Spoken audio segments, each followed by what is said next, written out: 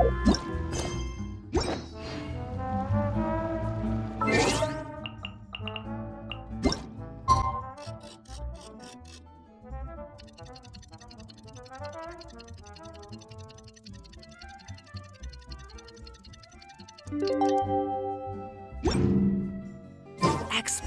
cooking contest day! To the Hotel de Boer! Toot sweet!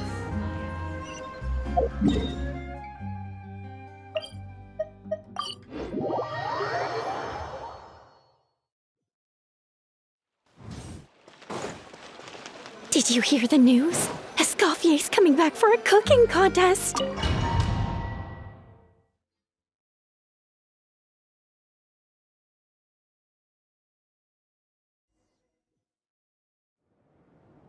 Mesdames et messieurs, welcome one and all to the Hotel de Boer and to this most exciting of cooking contests. Savannah, I've brought the original copy of the codex you asked for. Monica? Huh. In the interests of fairness, this contest will be conducted in a double-blind format. Once the dishes are complete, they will be sent to the back of the kitchen where they'll each receive a label. The labels will be placed out of sight underneath the plates, only to be revealed after the judges have sampled them and reached a final verdict. This is to ensure that no one will know which dish is made by which contestant. As one of the judges, I promise to be fair and impartial. When my meal got interrupted yesterday, I never thought this is how they'd make it up to me. Getting a seat on the judging panel is a pretty sweet deal. Both contestants have taken their positions? Then, without further ado, let the Hotel de Boer cooking contest commence!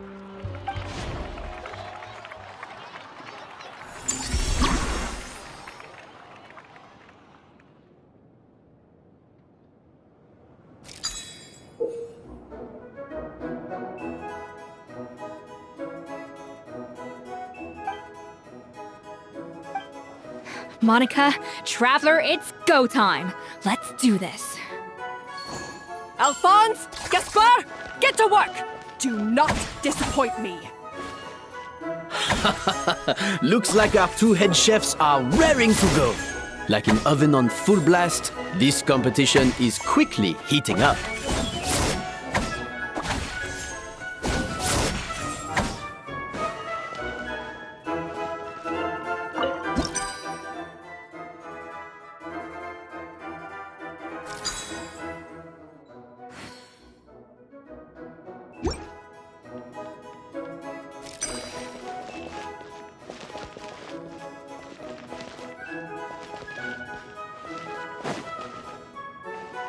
To the freezer! That should be enough flavoring. Now hurry up and balance the flavors.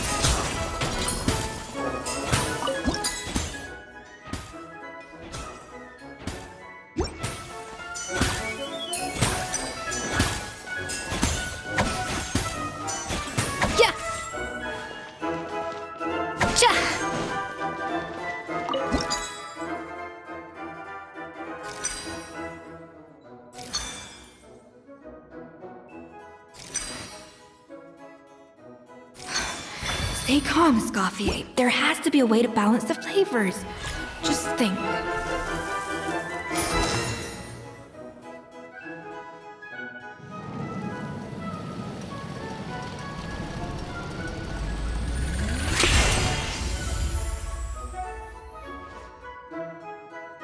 Come on, Escoffier! Come on, Traveler!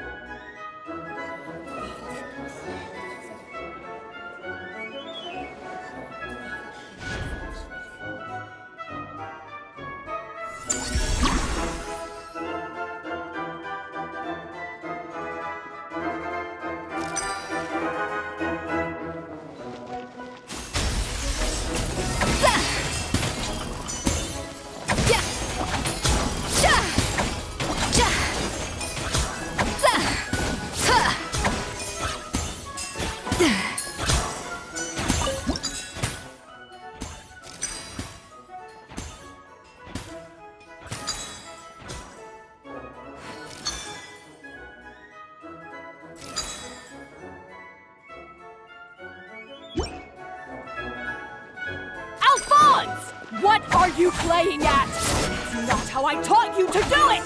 Stop horsing around and do it again! Yes, Chef! Oh, tension in the ranks on Team Savannah. Will this slow their progress?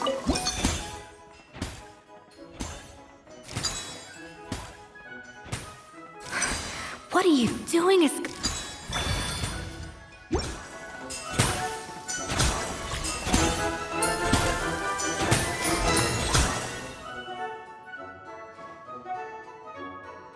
So, what do you think?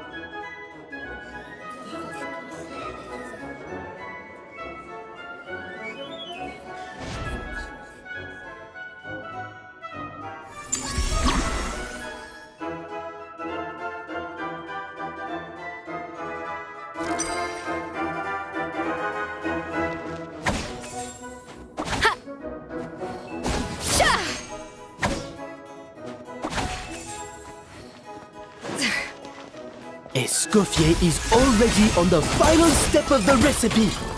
Let's check on Savannah.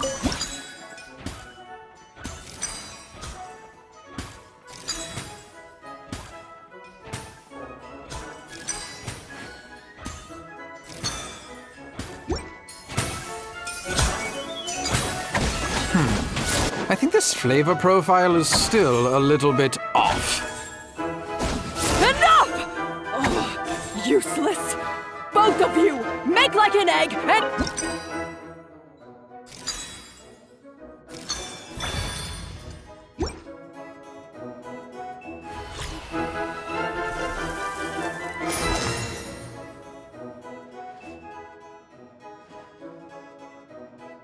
You can't match Escoffier's talent.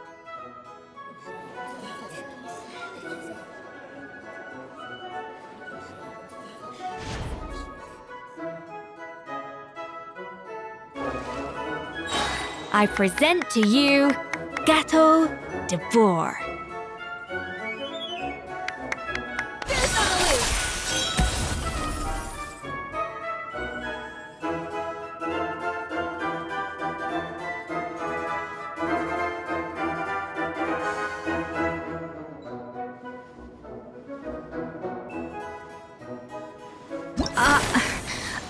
I was just exercising caution. I had to make sure everything was perfect.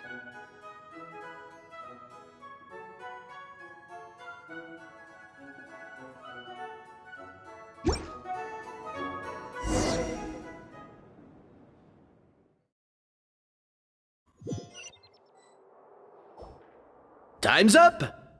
Contestants, please take your dishes to the back.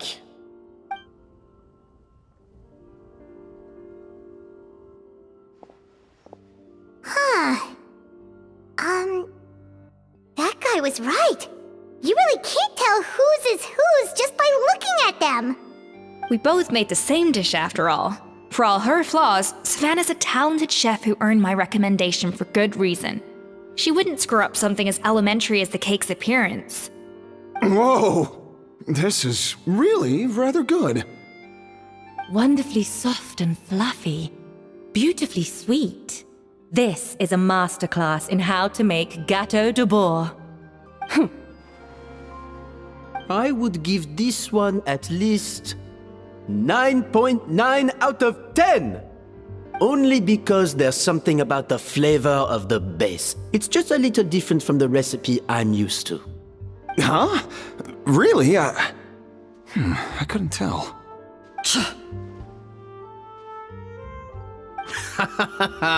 All right, on to gâteau number 2. I haven't had a single bite and already this aroma is a delight to the senses. I have a feeling that this gâteau will be a gâteau for the ages. How exciting! I'm gonna dig in.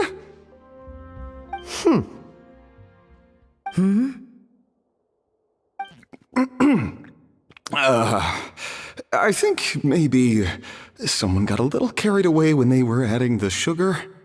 Not just the sugar, it's the flavors too. This is all over the place. Who made this? It appears the decision is unanimous. This gâteau is far below the standard we would expect.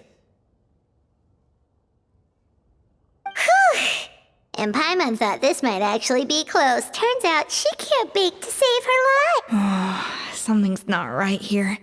Savannah may not be perfect, but no way is she this sloppy. I can now declare that the creator of the first gâteau has won this cooking contest. Now, all that remains is to turn the plate over and reveal the chef's name underneath. What? It's Savannah? No! That's impossible! Hey, Savannah! You cheated, didn't you? You cheater! What did you do? Oh, you swapped the plates, didn't you? Well, someone's a sore loser. These cakes went from the oven to the judge's table without me ever laying a finger on them. And everyone here can attest to that. It was Vanishem's staff who labeled them in the kitchen. If you're looking to accuse someone, why don't you start with them? Isn't it more likely that Escoffier's lost her edge? Oh, or maybe her assistants let the team down. You take that back! Judges, we demand a rematch.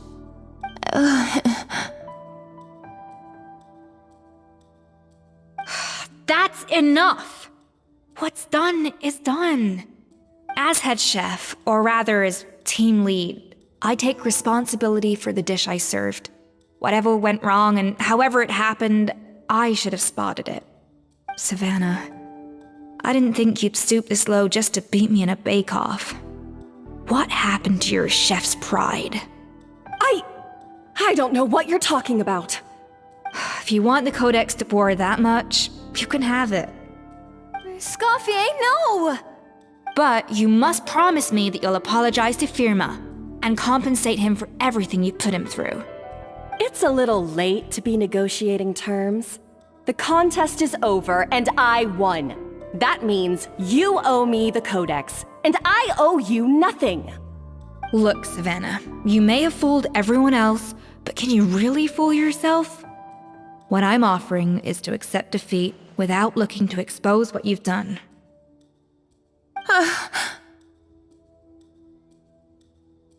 But only on the condition that you promise to stop putting so much pressure on your staff. Fine. I'll treat this as your final handover of duties from one head chef to the next. So, will that be all, ex-head chef? Or is there any other unfinished business you'd like to leave in my hands? I didn't mean that to be a scolding from your former boss, just a word of advice from a fellow chef and a friend. But I don't know if you're even open to input from other people anymore. I know what I'm doing. I don't need your advice. All right, fine. I'm glad to hear it.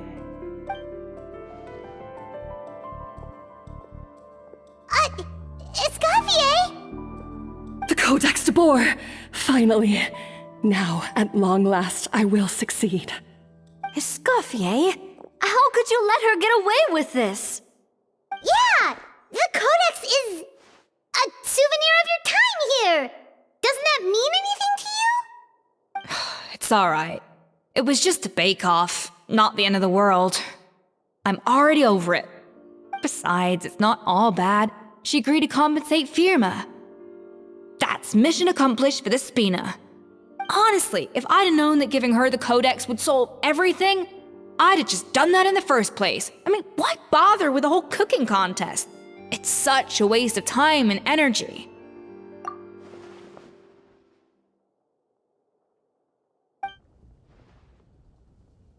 No. No! This doesn't make any sense! Huh? That's it? No secrets, no nothing? I don't believe it! This can't be happening. Oh, Chef Savannah! Savannah?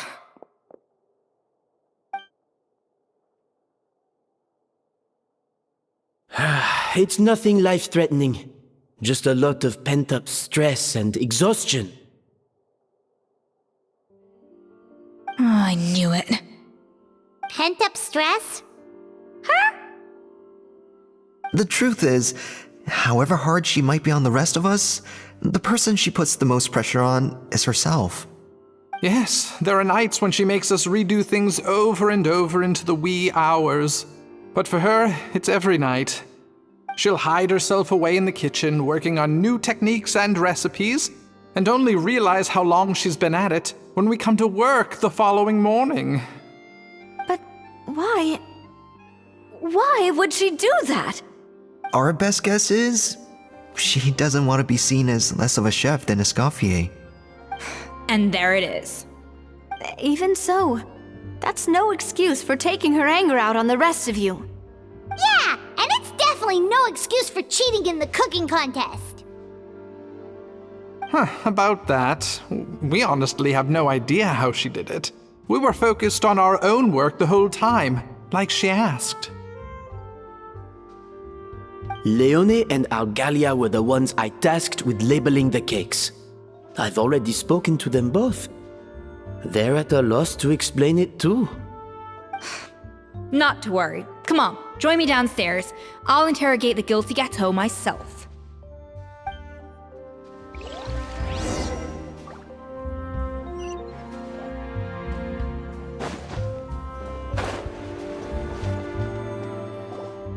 Well, how is it? Have you figured out what it was? Oh, this is aggravated assault on my palate. I'd rather eat wet cement than this. Is it really that bad? I made sure to taste test it before it was served.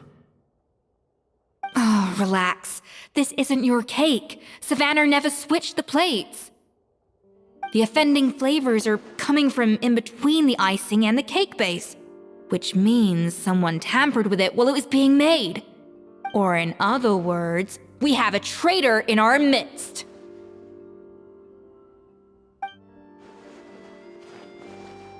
I'm sorry.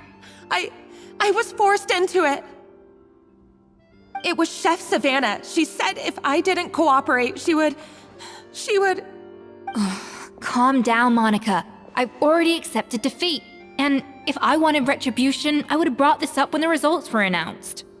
Whatever's going on with you, just spill the beans. There's no need to hide it.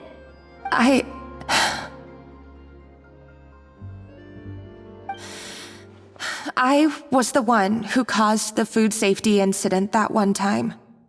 Food safety? Wait, you mean the Lumaline incident? So you procured the contaminated ingredients? I think so. Savannah and I were on procurement that day. I didn't check everything as well as I should have, and so I let contaminated ingredients make it into the kitchen. But I swear I didn't do it on purpose.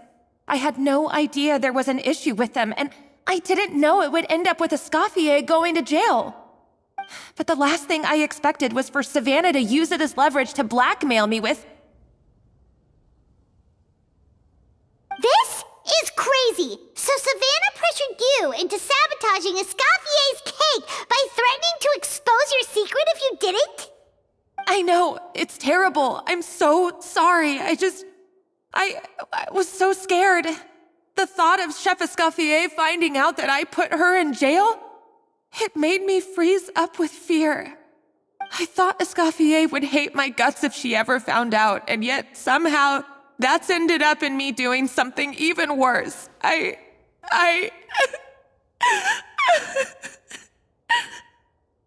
Seriously? All this fuss over a little slip-up? Huh? Firstly, it's not like I got a life sentence. I did my stint at the fortress, and now I'm out. And secondly, I had my own reasons for leaving the Hotel de Boer. This wasn't the only factor.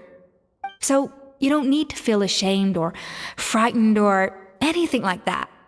Any more than you need to add butter when you're pan-searing foie gras. You mean... you forgive me? Oh, well, I'm not saying you don't have to take responsibility for your mistakes.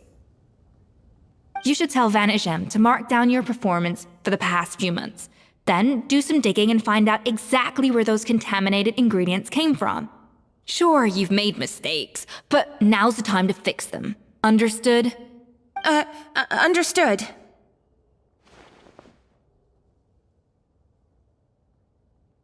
Good. Now, back to Savannah. What about the original codex would compel her to resort to blackmail? I have my suspicions. Not that I've got any proof to back them up, though. Ugh. What happened to me? I've overheard some customers murmuring about how the Hotel de Boer hasn't been the same since escoffier left. They think our menu doesn't taste like it used to, especially our signature items. Now that you mention it, I noticed it during the contest too. I couldn't put my finger on it, but the flavor seems subtly different from how it used to be. But the difference was so small, I'm sure no one would notice it besides our most loyal customers and true dessert connoisseurs. Still, as head chef, it's easy to see why Savannah would get so hung up on it.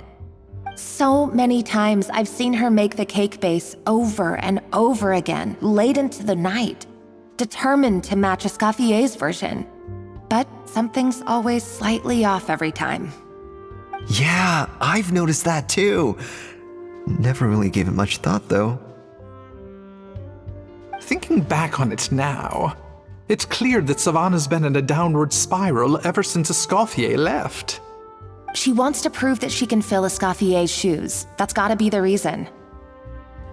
But after countless setbacks, she's getting more and more unhinged.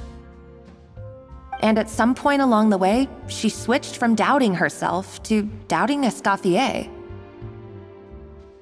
Doubting Escoffier? For what? Yeah, it would explain why she was bent on getting the original at any cost. She must have thought Escoffier purposely omitted key details from her recipes when she copied them out. Also, she could retain her place as the #1 chef in Fontaine, the only one privy to all the secrets of the trade. Oh, for goodness sake, what a stupid idea. Of course. Then she finally got the codex only to discover that the secret recipes she's been pining for don't exist at all. Seeing how utterly wrong she was must have been a real shock to the system. It probably brought up everything at once. It overwhelmed her, and she passed out. There's still one thing that doesn't make sense, though. If Savannah had the real recipe all along, how come it tasted different? She might not be on the same level as Escoffier, but surely after like 50 attempts, she'd get it right one of those times. You'd think so, but geniuses like Escoffier are in a league of their own.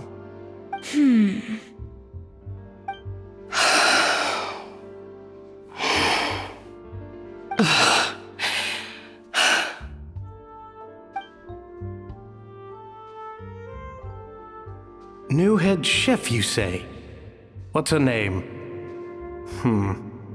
I don't think I've heard of her before. I wonder, can the Hotel de Boer keep its edge without Escoffier at the helm?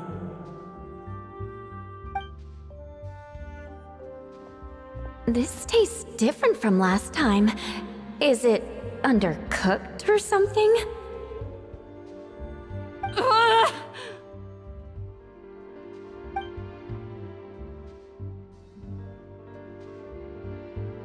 Take this. It's a copy of the Codex de Boer. From now on, you will be its keeper. Don't listen to the doubters. If I say you can do it, then you can do it. Even if you don't believe in yourself, at least believe in me. Hey, did you hear me? Once I'm gone, the restaurant is all yours.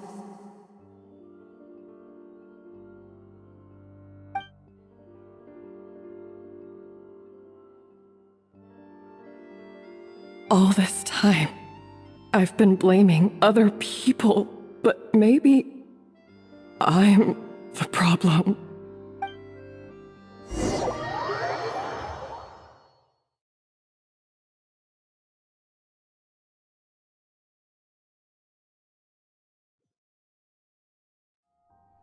I sincerely apologize for putting everyone out. Savannah's awake now, but I don't think she's ready to speak to anyone yet. Let's give her the day to calm down. I'm sure you'll have the chance to talk everything out tomorrow. In that case, I'll go and update for Ma and his family. I wonder what he'll make of all this.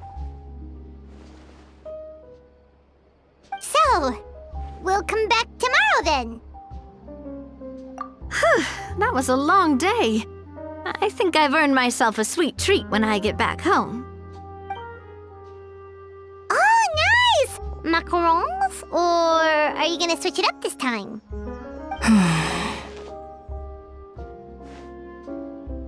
Traveler, how much do you know about the snow-winged goose?